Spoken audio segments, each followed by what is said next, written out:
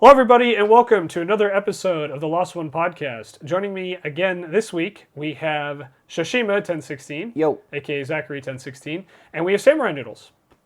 Hey, it's cold in here. Which is odd, because we're in Southern California. It doesn't get cold here. According to, the vast majority of the country, anyway. yeah. No, I mean, this little room here is exposed to the elements, basically. Oh. There's Lovely. no roof. So if it starts raining, guys, we'll Yeah, see. so if it starts raining and you see a shock and his camera freezes, that's why. There'll be a mystical fog that rolls in. Yeah, maybe we'll have that mystical fog. I mean, you're not too far from our hometown, which occasionally got hit by that pretty heavy fog. So, on that note, though, if you guys haven't guessed, we are going to be talking Silent Hill, which is Samurai. It's probably your favorite video game franchise of all time, right? It's up there. Absolutely one of them, yes. Yeah. So, Samurai, we're kind of spoiling Samurai a bit here. We've done a couple of his favorite stuff. We did cover Resident Evil and a more general Capcom, but we got to get some more of your stuff in here at some point. Yeah, well, I'm going to be eating good tomorrow. There's the Capcom showcase. Oh, yeah, this is a little true. behind the scenes. So yeah, we're recording this on International Women's Day. So big shout out to all the women out there. So here's three dudes doing a podcast. Yep. So we got three dudes doing a podcast, two of which are white. The source of all women's problems. So here we are. We're going to talk Silent Hill today, and we have a lot to talk about because in last October there was an announcement for I believe 3 new Silent Hill titles coming out. So we'll kind of touch on those towards the end of the podcast, and we figured it was appropriate because, as longtime fans of Silent Hill will know, the series has been in kind of a rut. And by rut, I mean it's mainly been canceled with like every big project that seems to come out just gets hit with the giant cancel button. So we're going to talk a lot about that, but I guess we should start at the beginning with the original Silent Hill, which came out on February 23rd, 1999 for the PlayStation. And if you're wondering how I know that, I literally just Googled it right before we went live. What? You can't prep before these podcasts? Yeah, right? Well, hey, normally we don't do any prep for podcasts, but with this one we had to figure out there were 3 titles, so, Yeah, I knew there was 3, I just don't know the names. Yeah. But, so and Silent Hill is, in many ways, was a genre-defining game. The original one was one of the first real steps into psychological horror for video games. Obviously, psychological horror has always existed in some form, whether it's been poetry, Edgar Allan Poe, or film. But video games, it really was kind of an unexplored medium until Silent Hill went in. Most horror was more like B-movie horror, or even like C-movie horror. Yeah, like jump scared. Yeah, like the original Resident Evil, for example, which was literally zombies in a mansion. And we talked a lot about Resident Evil 2 weeks ago, but here with Silent Hill, it was less of, oh, hey, let's kill these zombies, and more of a, what the hell is going on? Yeah. And I mean, the monsters in Silent Hill were disturbing, and they were meant to be seen as such. Yeah. And it's even, and we'll talk more about this as we kind of dive into the franchise. And Samurai, I think you'll kind of be our main guide, at least especially through the first 3. But, even a lot of the characters involved also play like a psychological role or have some kind of major psychological impact that is worth exploring. So Silent Hill, very interesting series. It's been through a lot of ups and downs over the years. More so downs recently, unfortunately. Yeah. But as we said, there does seem to possibly be light at the end of the tunnel with 3 new titles announced and coming out. So, hey man, here's the hoping. Yeah, fingers crossed for all of our Silent Hill fans, all 3 of you who watch the podcast. That's everybody. That's like 100% of the viewers. Hey, our viewership is like closer to 10. Oh, okay. My bad. Math is hard. Your point still remains. So let's talk Team Silent, which is the original development team behind, I believe it's the first 4 Silent Hill titles. Is that correct, Samurai? Correct. So Team Silent is I believe a subsidiary or a spin-off of Konami. And they were based in Japan.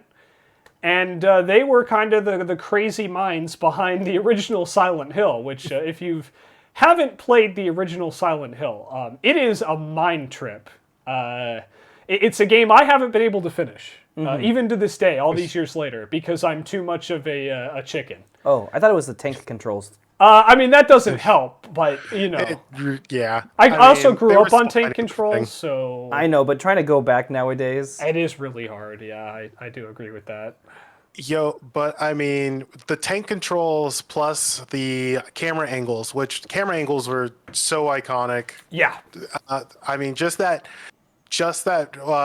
running down the alleyway. Everyone remembers, trying to control your character, not being able to see what's around the corner, and then the camera just, like right in front of you. And as you're turning this corner, the camera coming up and then going behind you. Yeah. As you go around the corner. So, the one time I tried to play Silent Hill, that messed with me so much. Like, just that. And that, I think, again, goes to the developmental prowess and the creativity of the developers on Team Silent. That they came up with this stuff when, like, literally no one else was doing it at the time. Yeah, because, correct me, / remind me, but it was, like, fixed camera angles, right? Like, you had no control over it. Yeah. Yes.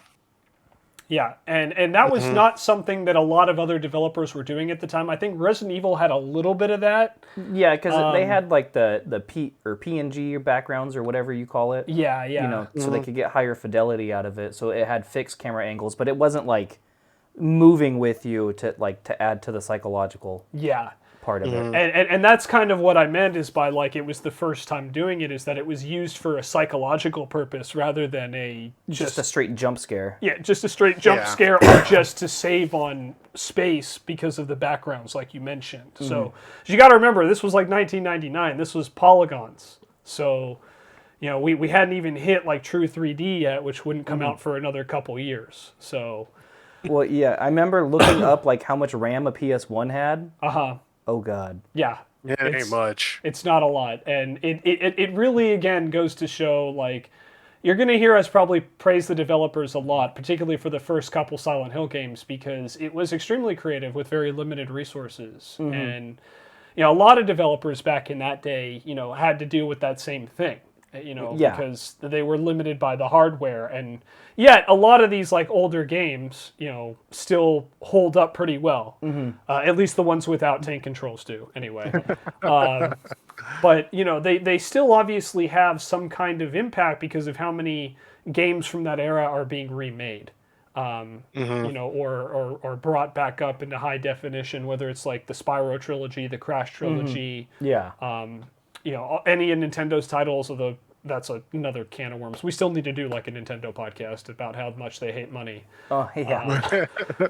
But, it is pretty crazy because, again, like, Team Silent basically was one of the first dev teams to be like, hey, let's make a horror game, but let's, like, use every bit of, like, our limited technology at the time, which was very advanced for what it was then. But let's, like, really push the envelope. And especially, in my opinion, from a creative standpoint, because, again, of just the psychological warfare that they waged on the player. Let alone on the character you were playing, but on the player, like too. On you. So like, we talk about the technical aspects of it and, like, all the trickery that they used. One of the most iconic things, the fog. That was meant to hide draw distances. Yes. Yeah. Yes. But hey, it worked, and now the fog is pretty much synonymous with Silent Hill. Yeah, with Silent Hill. I mean, again, not even a big fan of Silent Hill myself. I can safely say I've never managed to finish the game. I've just watched a lot of playthroughs. But we would crack jokes about Silent Hill fog in our hometown. Yeah. Because we grew up in a valley, so oftentimes when it would get, like chilly out, a fog would roll in and you can't see more than a couple feet in front of your face. So we would joke about that all throughout like middle school and high school. And, again, it's become so iconic that even when they did the playable teaser for Silent Hills with Norman Reedus, he steps out of fog. Yeah.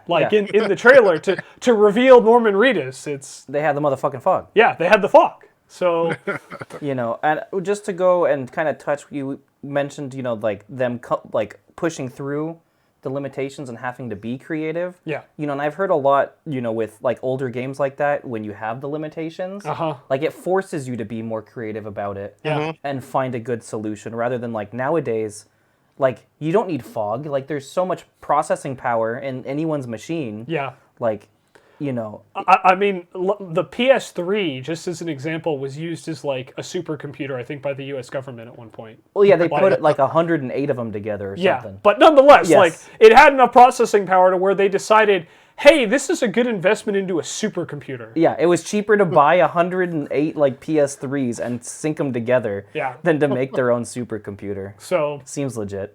Yeah, but point being that, like I agree with you, is that like now limitations were it's funny because we're actually starting to hit the limitations of, hi Tanner, it's good to see you, bud, of human eyesight versus, processing power. Like we're getting to a point where graphics are getting so good that we're not going to be able to tell the difference because of the limitation of human eyes. Yeah, I mean, just at this point, it's been, at least with consoles especially, it's been the battle of performance versus fidelity. Yeah. But soon it's just you'll be able to do both, know. Yep.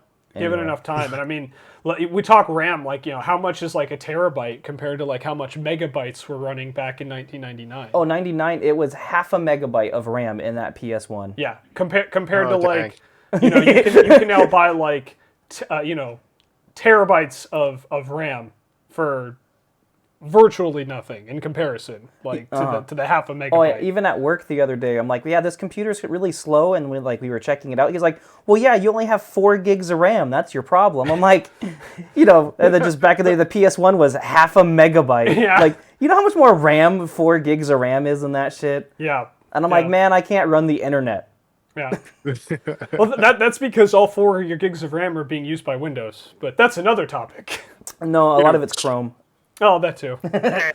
Chrome also is a bit of a memory hog, but I mean, a lot of browsers are. Surprisingly enough, Edge is one that like doesn't use up like an obscene amount of memory, but then you have to use Edge, so yeah. Trade-offs, I guess. Anyway, back to Silent Hill. So we do kind of want to talk about. We'd be remiss if we didn't talk about the town of Silent Hill and why it's so important. Because even though again it was a Japanese dev team, Silent Hill is actually set in the United States. Yeah. Yes. It's based off of a United States small town. And I don't know. I always find it interesting because Americans have a very unique view of the United States. So whenever I see like another interpretation of it, it's always fascinating to me because we all 3 of us grew up in the United States. In the United States education system, where basically we were portrayed as the ultimate good guys in everything. Going all the way back to the Revolutionary War, all the way through World War II, and even, most ashamedly, the war in Iraq that started in 2003. But, so it is always interesting because, the United States education system, at least until you get to college, doesn't really offer anything other than this, like, tinted rose view glasses look of the United States. And obviously the internet has done a lot to bridge that gap now. Yeah. But as you could probably guess, there's still a lot of people out there who are like, oh yeah, America like does no wrong ever. No, not at all. So to see the interpretation of an American small town used as a psychological horror setting is a very interesting case study for me personally. Well, and then isn't this like American small town, like the population supposedly like 100,000 or something, right? If I for Silent Hill, I think it's like under 100,000, but yeah. But it's still like a good amount, like it's not like a what some people would consider a small town, but it's For a psychological horror though, are they wrong? No. To use American small town? No, I mean, look at Stephen King. I mean, that's basically like all of his psychological horror books are based in an American small town. Which is funny because there's a nice little segue. Like, into it, all the streets in Silent Hill are actually named after authors. Yeah. Oh, okay. Yeah. Yeah. Little trivia fact there. See, this is why we have Samurai on the pod. Every now and then he drops some like Little nugget of really information. deep cut knowledge that like only he would know. It's very niche. Yeah, I mean, but it's really cool. Like, I honestly had forgotten about that. You told me that probably like a decade ago, and I had totally forgotten until you said that. I'm like, oh, that's right. They're all named after authors. So Yeah, like the one that really comes to mind though is Bradbury Street. yeah, Bradbury Street. Yeah. So. But yeah, so the setting of Silent Hill, like we said, it's an American small town that occasionally gets waves of very thick fog. And I don't remember all the lore, so Samurai, please jump in and correct me. But basically, the fog, it sends a lot of the protagonists and characters in Silent Hill into what's known as Otherworld, right? Which is basically like a twisted alternative dimension of our world, full of monsters and fog, and occasionally a disembodied voice that haunts people. Oh man, so the problem with this is depending on which game you play. Yeah. So we're mostly plays focusing a on very different, yeah. yeah, we're different mostly role. focusing on the early stuff for now, but yeah. Well, that's what I mean. Like the town plays a different role in both 1 and 2, and that's their early stuff. Yeah. Yeah. Yeah. Okay. So in the first one, yes, like the fog does end up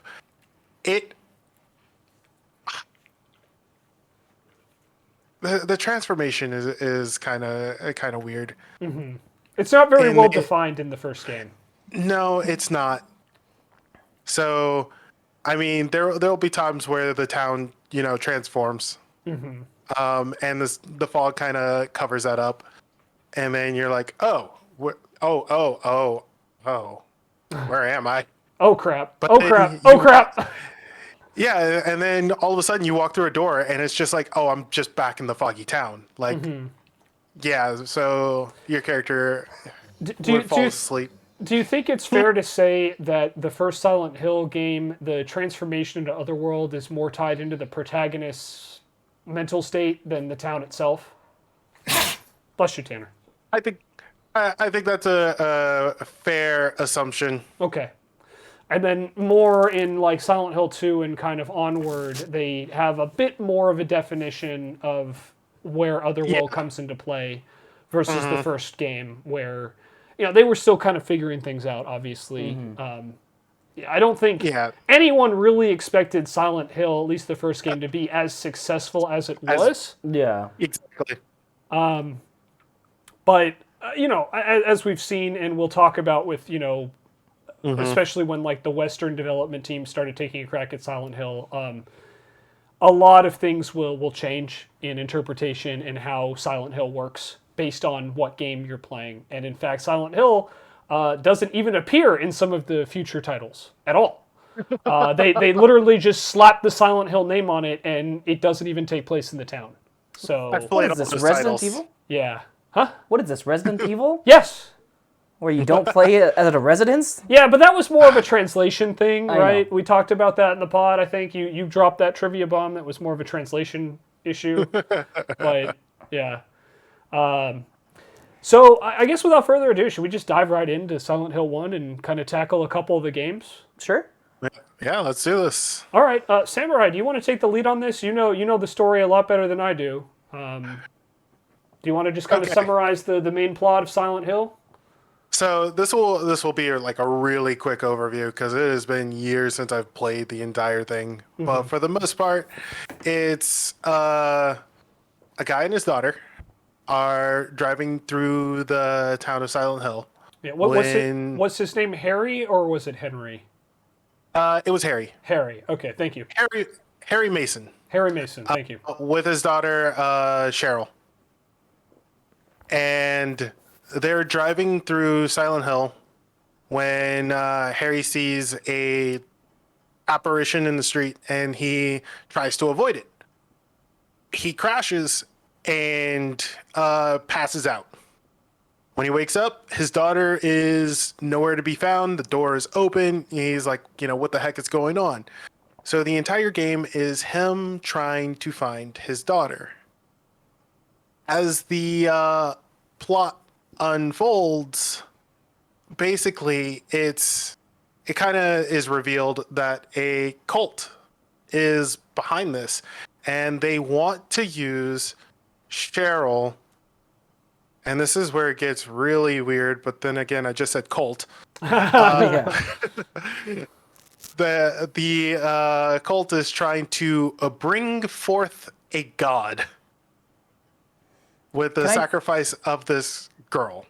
Can I just say, like, how basic, like, the story sounds, like, in your first sentence, like, dude crashes and needs to find his daughter. Like, all right, that seems like a pretty straightforward game. Yeah. Yeah. I mean, like, this is like basic overview of the first game. And oh man, there's like so much that happens after the first game that's like, oh, I kind of understand this more.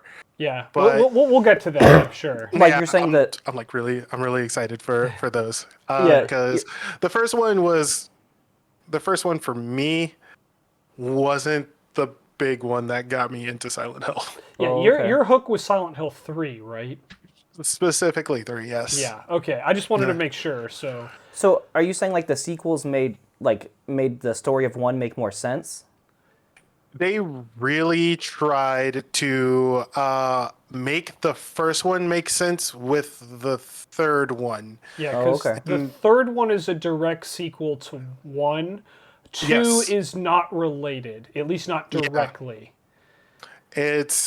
It's not, the second one is not related other than, hey, this town. We're in Silent Hill and the other world exists. Mm-hmm. Yeah. So, like, to say, like, Silent Hill 2, it just kind of sounds weird because it's a standalone game. Oh, okay. And the town is more defined.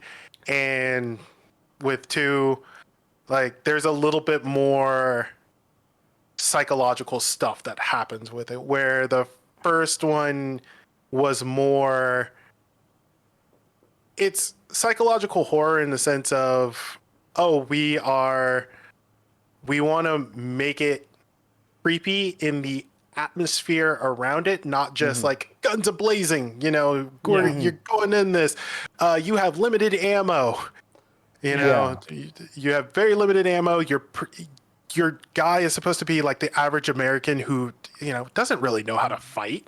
Yeah. And now he's taking on otherworldly horrors. Which is kind of a contrast to the other big horror game at the time, which was Resident Evil, where your characters are usually trained professionals dealing with the zombie outbreak.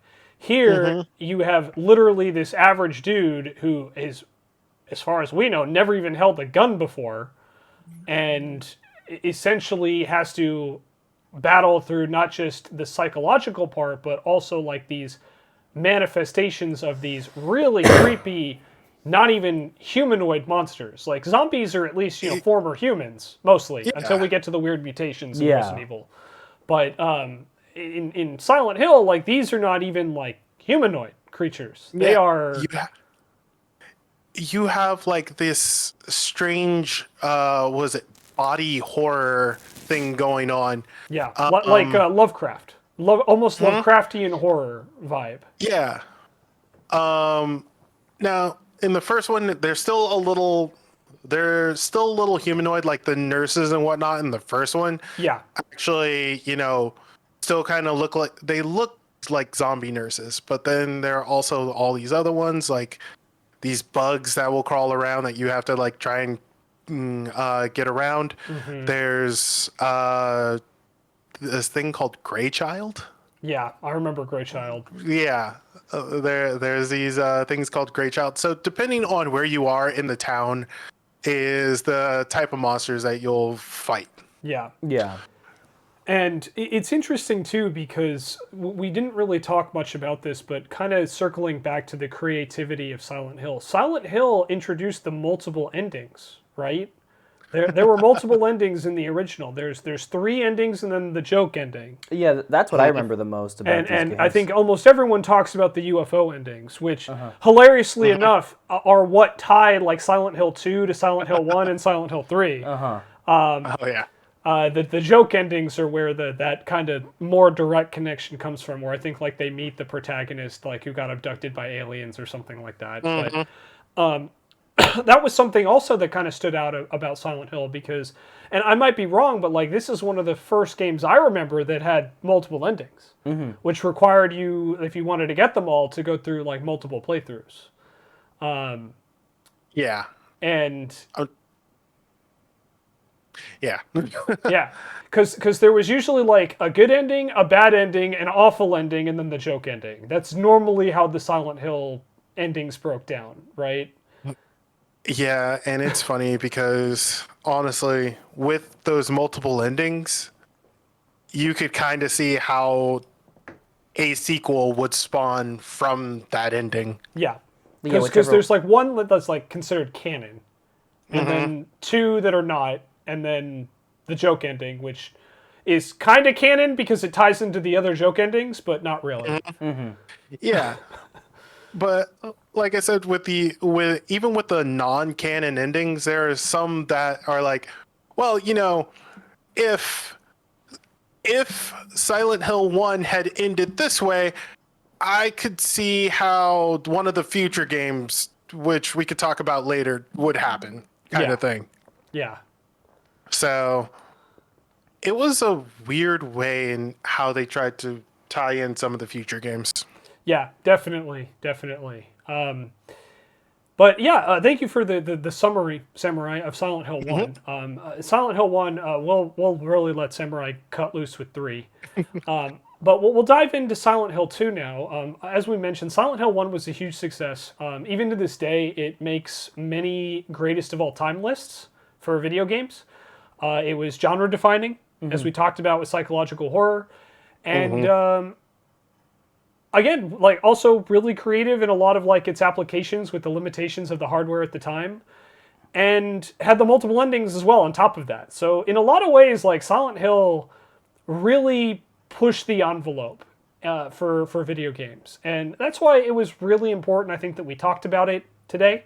It wasn't just because Samurai liked it, but also just because it did have a major impact, I think, on game development, and introduced us to a lot of iconic things. The fog, Silent Hill itself, and of course, psychological horror, which we now see several games have had direct influences from Silent Hill. Yeah. Amnesia is the first one that jumps to mind that clearly has influence from Silent Hill. Yeah, I was thinking, what is it? Requiem from the Darkness, that game? Yeah, that one as well. Where you have like an actual sanity meter. Yep.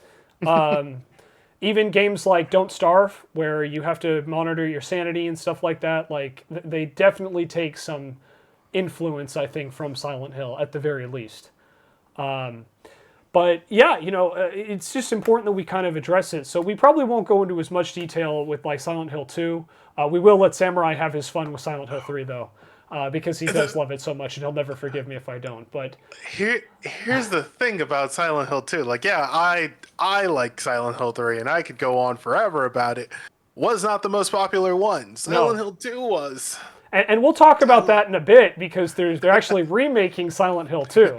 That's true. And that's how popular it is. And they're not remaking Silent Hill 1 or Silent Hill 3 or 4 or any of the other games so far. It's just 2. Yeah. And we'll talk about that a bit. But Silent Hill 2, I think, is pretty universally considered to be the greatest Silent Hill game. Yes. It is basically an improvement on everything Silent Hill 1 did. So all that praise that we heaped on Silent Hill 1, we need to double it for 2, because they basically took everything in 1 and just built on it and made it better. Whether it was, like Samurai mentioned earlier, fleshing out the town, creating more characters, diving deeper into the mystery that is Silent Hill, creating more concrete rules for how Otherworld worked, and of course, even the voice acting, I believe, as well, was a step up from Silent Hill 1. Yes. Not that that's saying a whole lot, but that's another story. PS1. Yeah. This is PS1 versus PS2 at this point. Yeah. So, but Silent Hill 2 is one of those games that, as we mentioned, is looked upon very fondly, and so much so that when Konami decided, hey, let's remake a Silent Hill game, we're going to pick 2. We're not even going to remake 1. We're just going to remake 2. It'd be nice if they remade 1 just to, like, update the graphics. That'd be cool. Yeah, it would be. And, maybe if 2 is successful, they'll consider it. But, I definitely feel that the reason they picked it is because 2 is, I think, universally considered to be the best Silent Hill game. I completely understand the reason why they would pick it. Mm-hmm. Yeah. But yeah, so am I cutting loose on 3? Real quick, can we just give a brief summary of what 2's story is, since we did cover that for 1? and then I'm gonna let you cut loose on 3. Like I'm gonna try not to even say anything. I'm just gonna let you. So, brief overview on 2 is James Sunderland, our main protagonist here, gets a letter to meet up with his wife in Silent Hill. But his wife has been dead for a while. I think it's like 5 years. So, who the hell sent this letter? Yeah, that'd be pretty strange, just saying. Yeah, it was like, everyone kind of knows that letter. In this town, I see that special place. Yep. And it was so memorable that it was quoted for the movie. Yes. And we'll talk about the movie very briefly. Yeah. And how for a long time it was one of the best video game movies ever made. Which is really, really not saying much, but,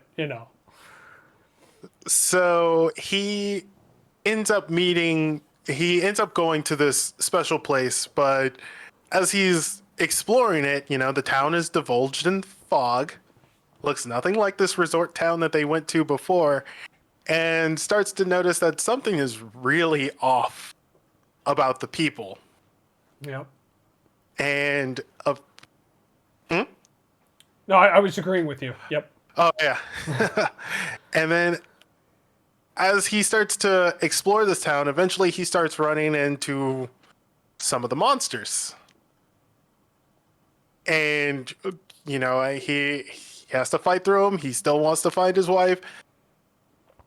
There's a lady that pops up later in the game that looks exactly like his wife.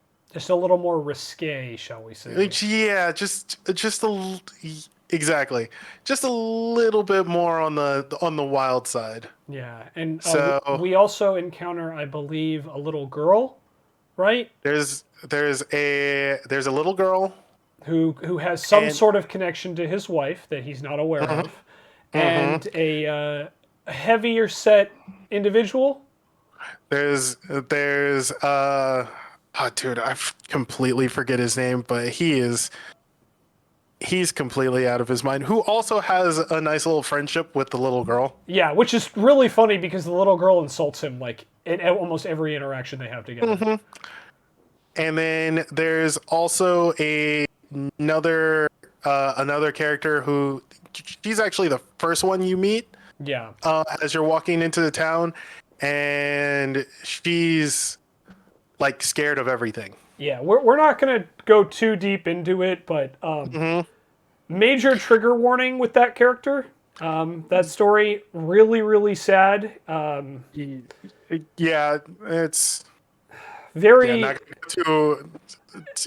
We're not gonna dig too deep into what happens to her. Let me just put it this way. Silent Hill 2 is when I mentioned that they really start to create psychological profiles and situations with not just the protagonist, but also the side characters. Silent Hill 2 is what really started that trend. And they do not avoid sensitive and potentially triggering topics. To put it lightly, she's a victim. Yeah. and of a that's very as far as I will say. of not something pleasant. So once again, I just want to refer to attacking the psychology of the protagonist as well as the player.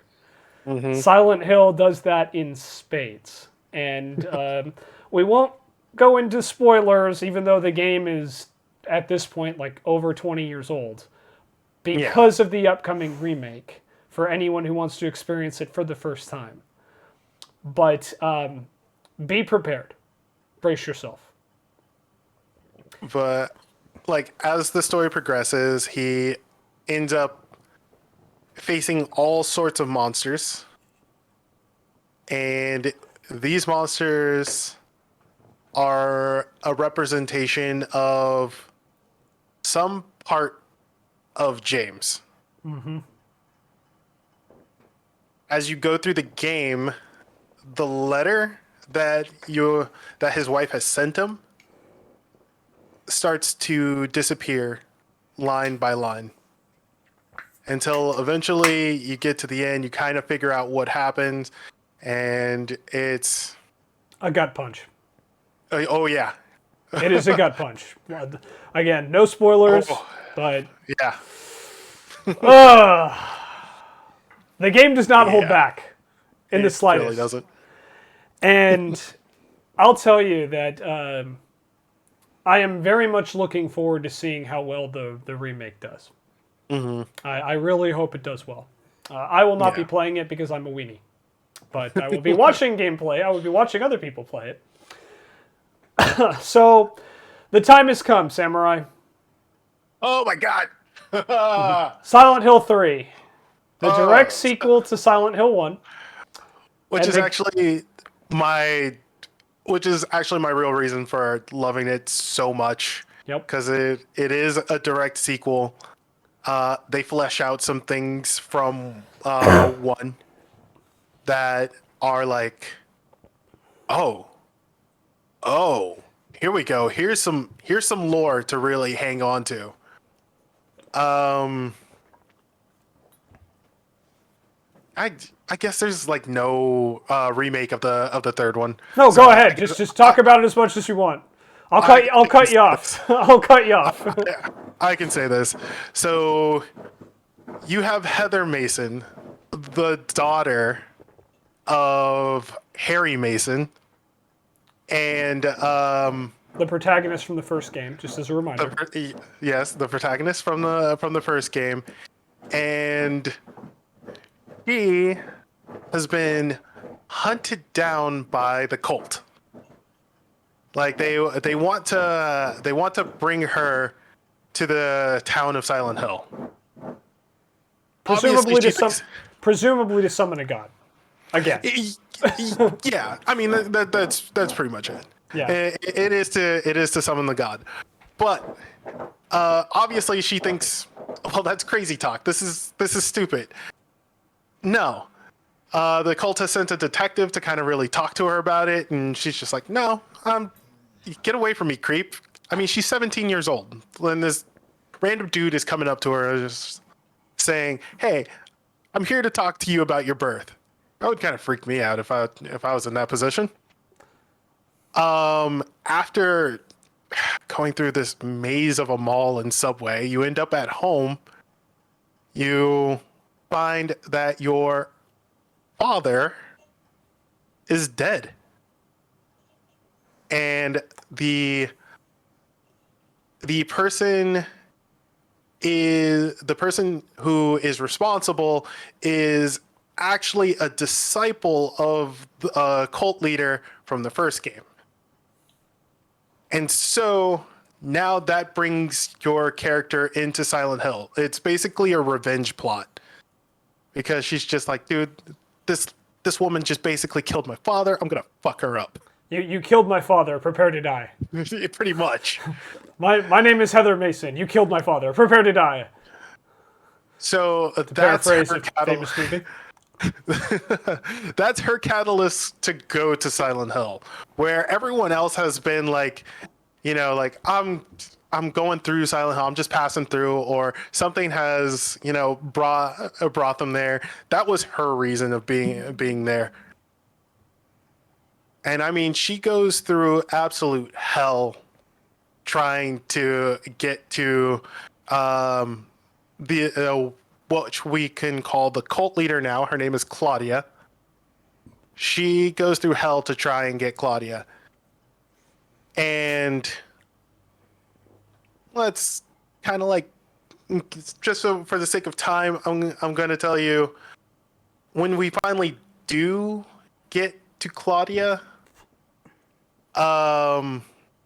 after so like you find out so many things about how,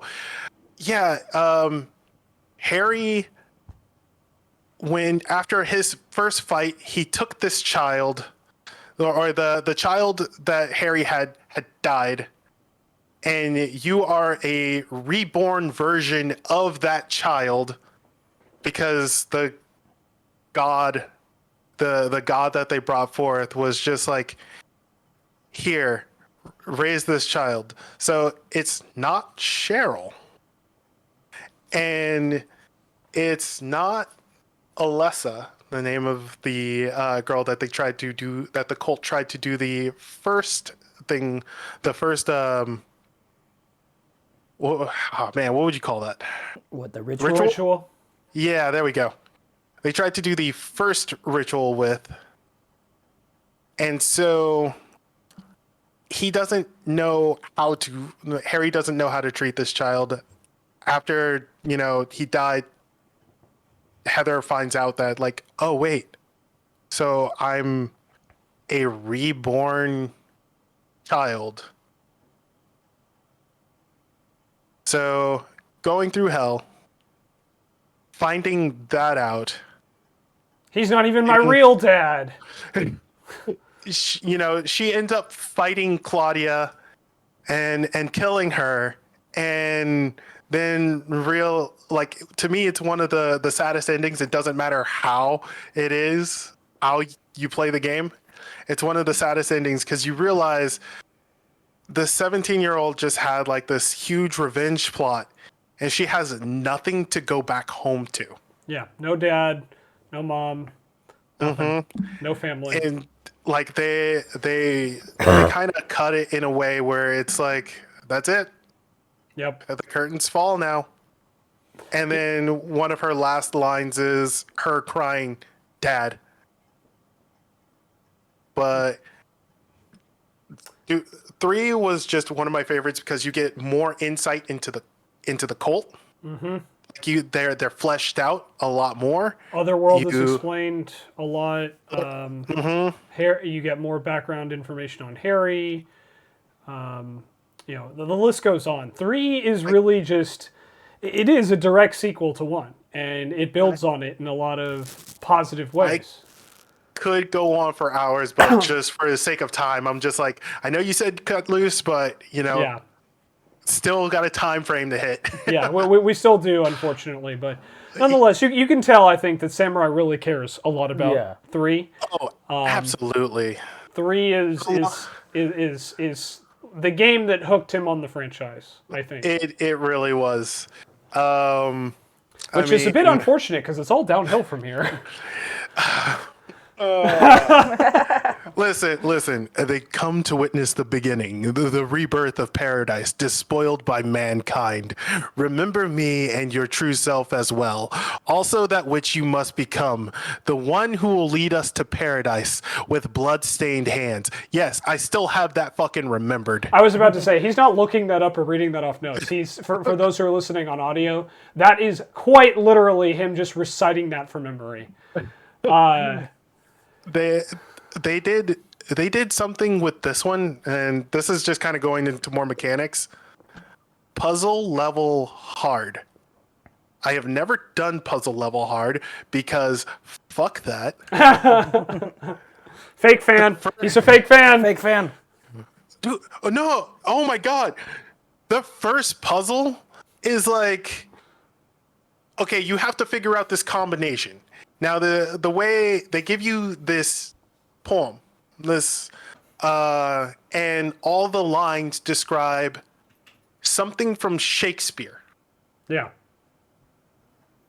Here's the thing. You would have to know in which anthology those lines appear. Like, you would have to know which volume anthology those lines appear. You'd have to have outside knowledge of this game, Yep. outside of this game, to then put the books in order. But then it goes a step further, and then it starts to go into like a word number puzzle, because it will say things like, 2 times that. So like, you would have to take the anthology number that piece, that insert is in, Yeah. and then multiply it by 2, and you're just... So no, I'd never played puzzle level hard. I am not that smart. I mean, it sounds to me like he just needs to get good. Yeah. That's what I'm hearing.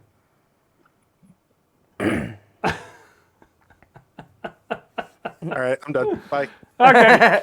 So, well, now that he's gone, we can maybe talk about the crappy part of Silent Hill, because unfortunately with 4, 4 is unfortunately where the series starts to take a turn.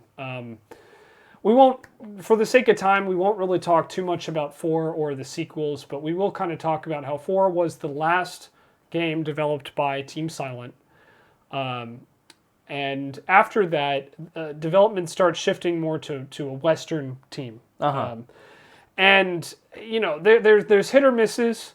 4 itself was not necessarily considered a great entry. It was also not necessarily a bad entry. It was just kind of okay. It dealt with like a whole different set of monsters, quotes, than ever before. It was more paranormal. Yeah. And then the next game after that, I believe, was Origins. And Origins attempted to explain like the source of like Otherworld and Silent Hill. It attempted to go back and like explain the events that led up to the first game. Oh, okay.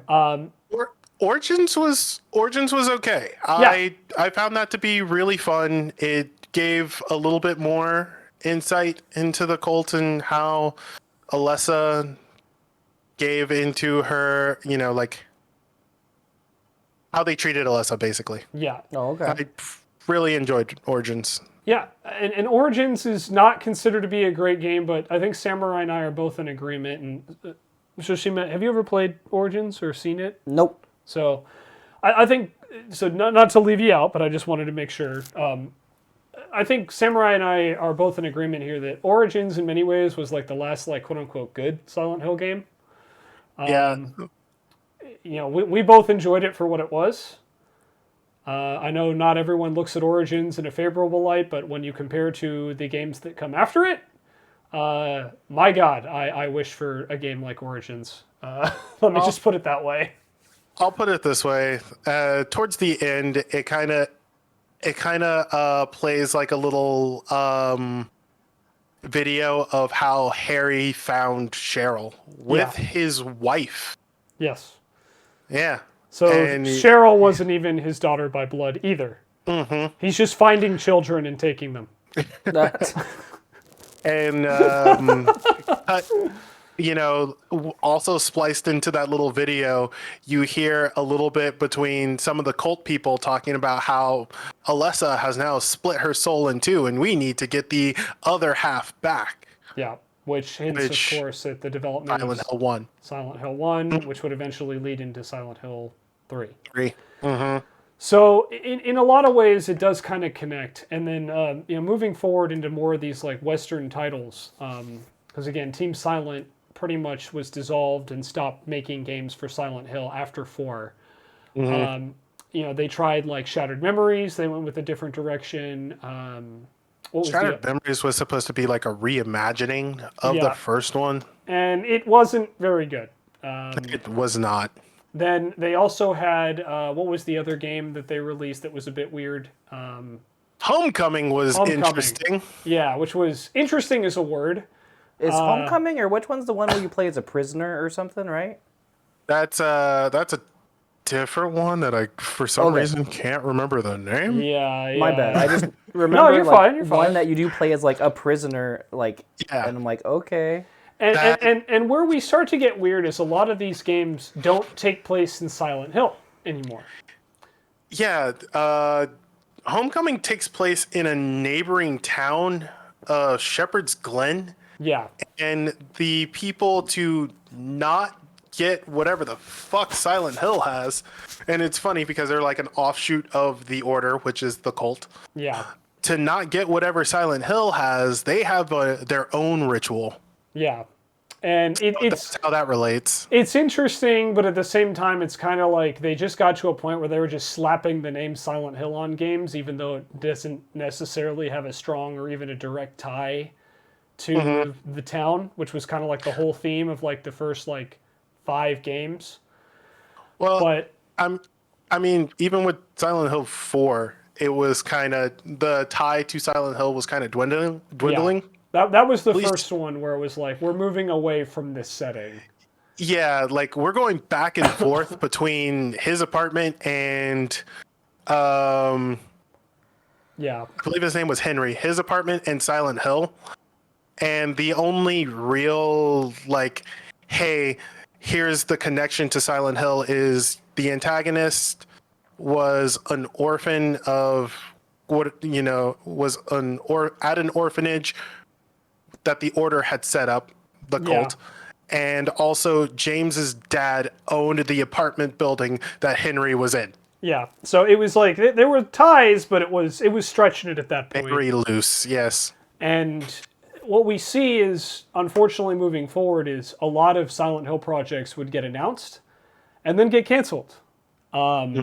Team Silent did attempt to make a Silent Hill 5 that unfortunately never really got off the ground. There was, of course, probably the most notable canceled project, which was Silent Hills, which even had a playable teaser, the PT, which I believe at one point was one of the most downloaded things on the PlayStation Network for a while. I still have that game. Which was featuring Norman Reedus from Walking Dead fame. But yeah, that was just crazy too in itself. Just they made like a separate game. Yeah. Just to announce their upcoming game. Yes.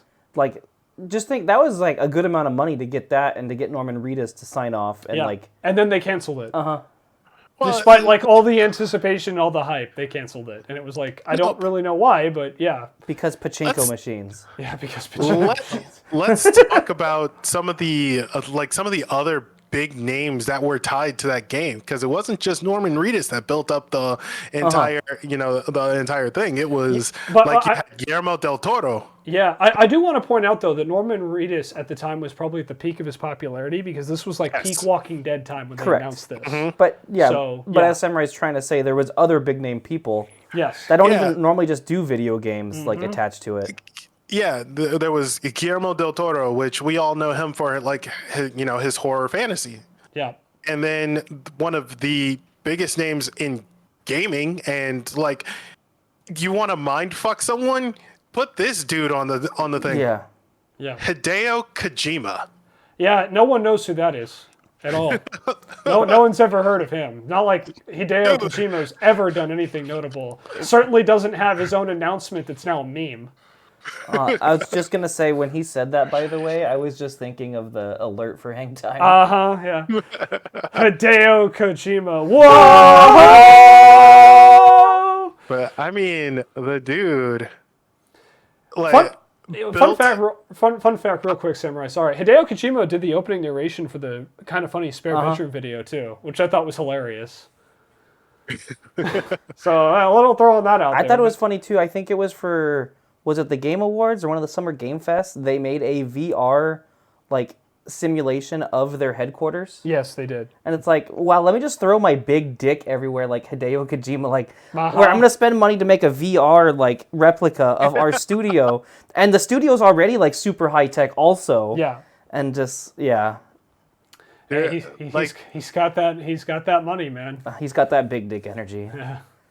Man, the Kojima Studios, like, even to the logo, it's like very intricate. Yes. Yeah. Like, can we really consider it a logo at this point? Like that's a full-on illustration. Right. Oh yeah, we can do a whole Kojima podcast. I mean, I'm sure we will cover Kojima in detail at some point because. Well, even him just teasing Death Stranding 2 was a whole intricate thing. Well, I mean, this is also the guy who turned a video game into a movie. Let's be real. Which one? Let's not dive into that. Let's not dive into that sidebar. My bad. Dude made an entire game just so they could also advertise an upcoming game. Yes. But yeah, so again, Silent Hills. The Enders. Silent Hills, I think, obviously, lots of big names attached to it. Project fell apart. We don't really know the full story. There's lots of rumors and innuendo about it, whether it was like Kojima being difficult to work with, which he does unfortunately have that reputation. The cost behind it with Reedus, with Del Toro, with Kojima. There's all sorts of stuff. Friction, of course, within Konami, which we know eventually blew up and led to a very ugly divorce with Kojima. Yeah. I still blame pachinko machines personally. But I remember them announcing as a Silent Hill game. It was just like, oh, yeah, it's like new Silent Hill stuff. Game. Yeah. So pachinko machine. So as we have talked about, unfortunately, a lot of hype behind that game. Yeah. Again, probably one of the most downloaded little demos, if you can count it as a demo, of all time on the PlayStation Network, and didn't go anywhere. And there's since been a couple other games that have been in development that have either failed or have been released and just haven't quite had the same impact. A lot of people have gone back to try and replay the old Silent Hill games, but limitations at the time make them more difficult. I do believe they had an HD collection at one point that was released. Ooh. And I believe the HD collection ran bad too, right? Yeah, it was not good. It was not good. Dude, the HD collection had so many problems. Yeah. It created horrors that weren't even intentionally in the game. Yeah. It's because the fog from Silent Hill entered the game. Yeah. No, there was a glitch. There's a portion where you get a really, close up face of I believe it was Maria.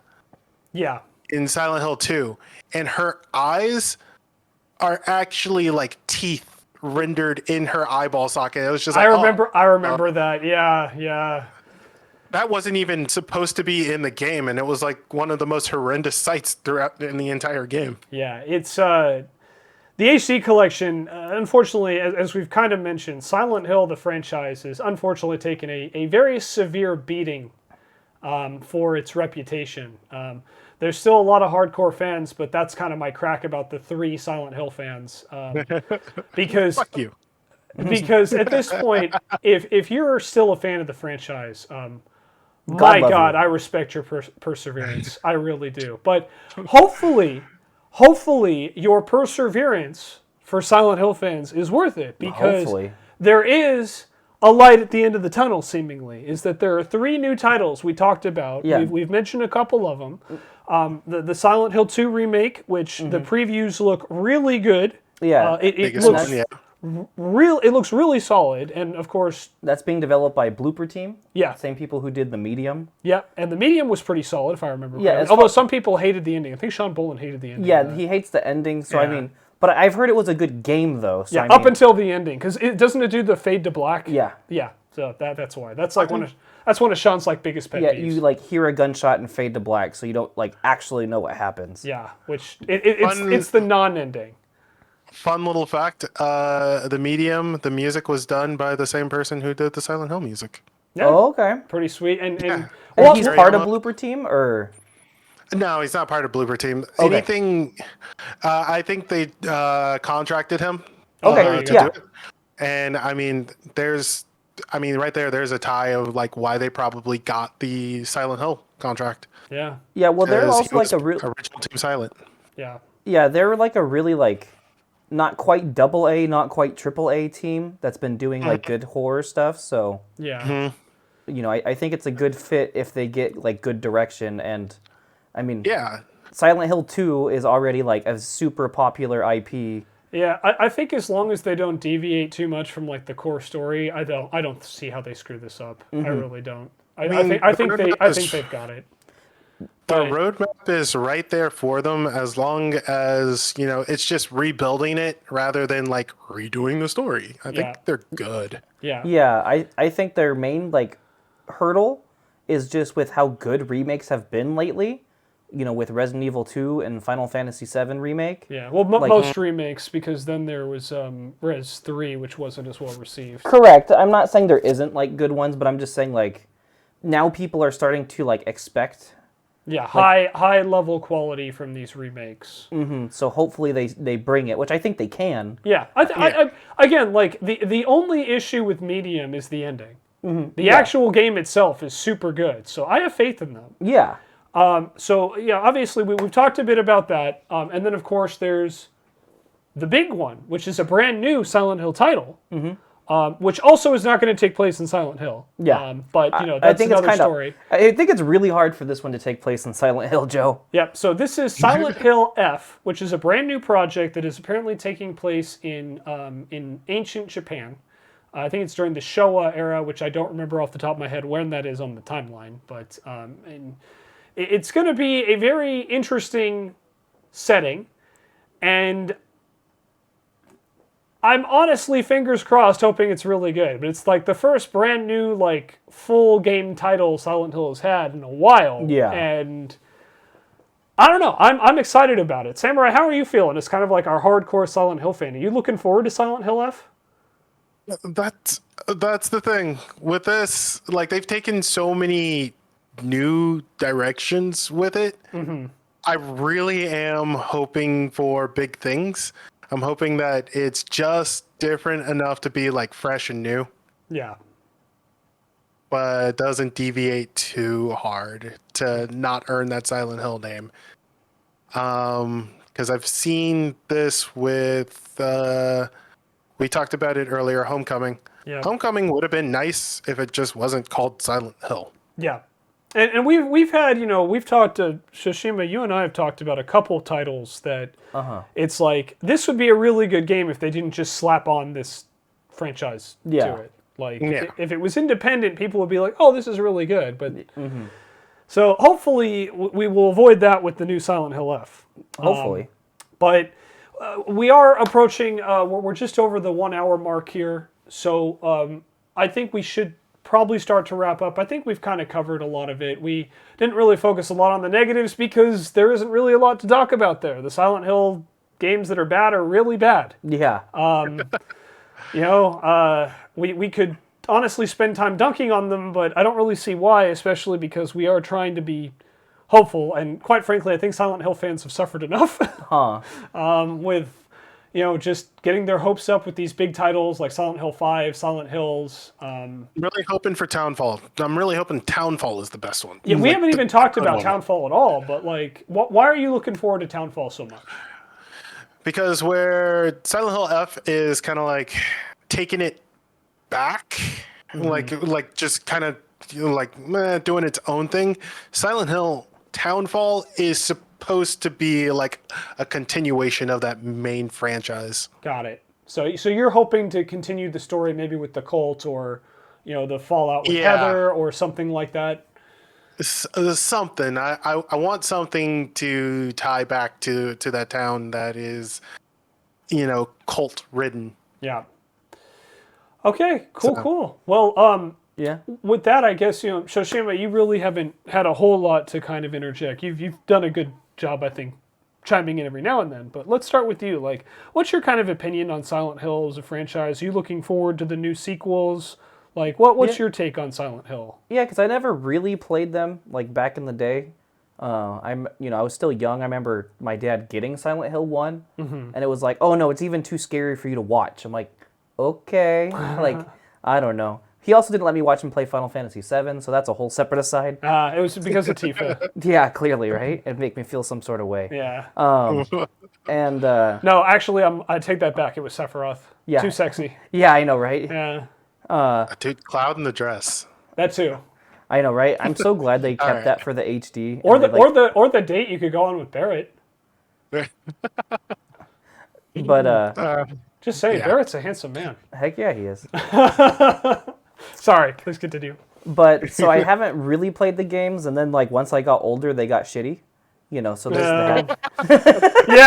Yeah, that's. So I'm excited to see Blooper Team Remake 2 and see where that goes, because from my understanding, it's like the Resident Evil 2 of Silent Hill. Yeah, and as we all know from Hang Time, Resident Evil 2 Remake, greatest game of all time. So no pressure to Blooper Team.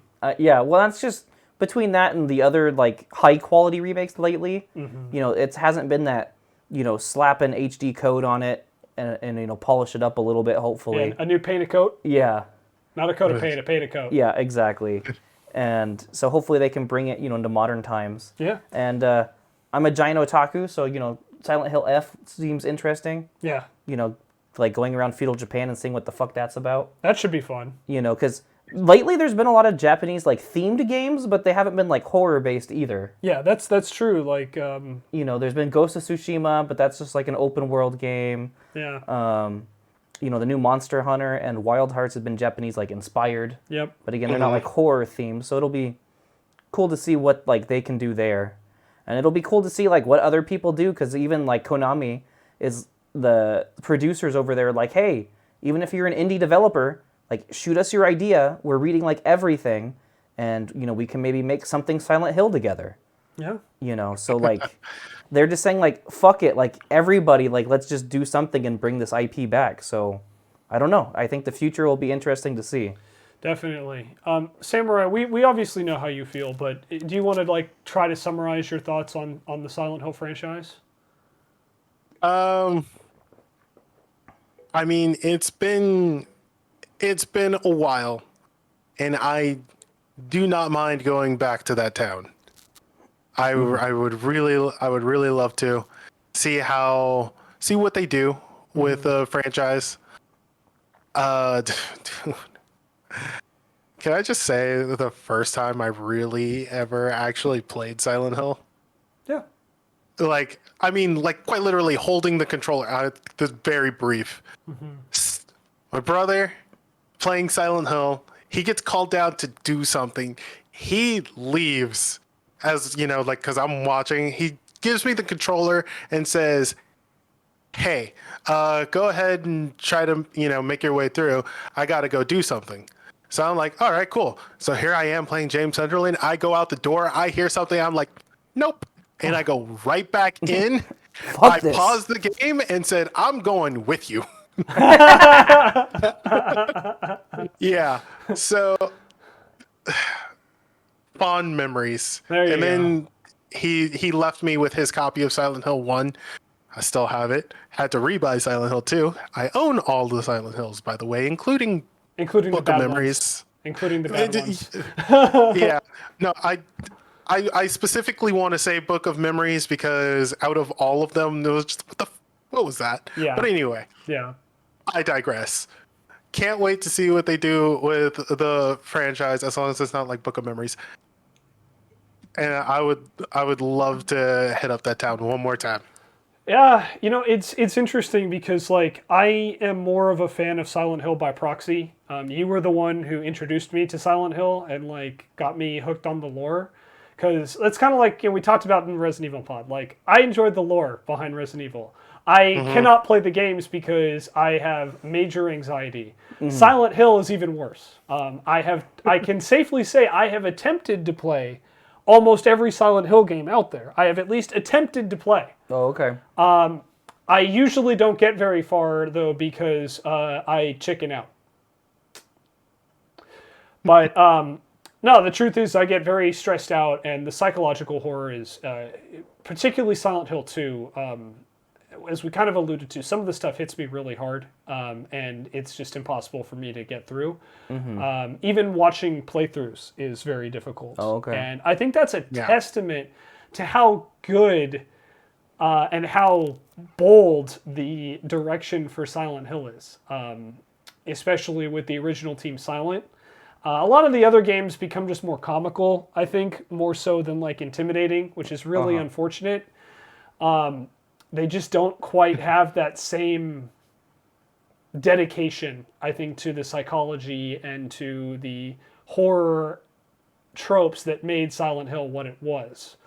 But with that being said, though, I am cautiously optimistic, and even in a lot of their like canceled projects, they've shown promise. You know, Silent Hills was something that, again, people were really hyped for. Yeah. I played the demo for that. I don't still have it, unfortunately, but I did play the demo, or the playable teaser, however the hell they described it, and I was excited about it. Yeah. And so I do think that there's still something there. And, you know, I've talked about this before, most often like when referring to like DC stuff, but like, I don't like seeing franchises fail. Yeah. I take no pleasure in watching franchises or, you know, games or developers who work really hard have their projects get canceled or flopped.